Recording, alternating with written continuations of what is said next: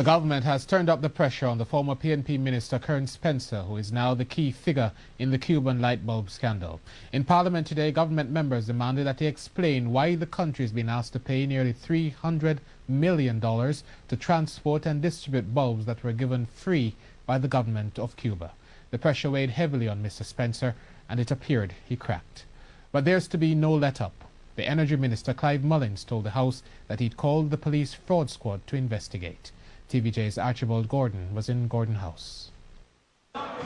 It was a crying Kern Spencer who rifled through Clive Mullins' latest update on the Cuban light bulb scandal. To bring to the attention of the update follows a meeting with Cuban officials last week about the 4 million light bulbs that they sent along with the volunteers to distribute them. The Energy Minister said he was told Cuba provided the funds for the stipend paid to the volunteers, but he presented invoices from one of the companies which managed the project, and those invoices also claim for the stipends. With a total being $49,716,150. Mr. Speaker, as I stated before, the $85,612,320 already disbursed to Universal Management and Development Company Limited is for the same period. It's the reason the ministry has called in the fraud squad and referred the matter to the Director of Public Prosecutions.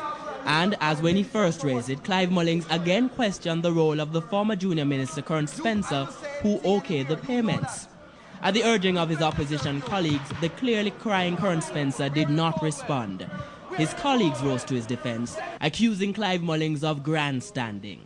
The last occasion we were in this House, the member deferred responding to that statement at the time. 2 weeks ago. We are now here, and to date we have had no response. This country and this government will not sit in a vacuum at the behest of the member. And therefore, am I now to be stopped in my tracks because the member who elected to put up his response has failed to do so? I shall not remain silent, Madam Speaker.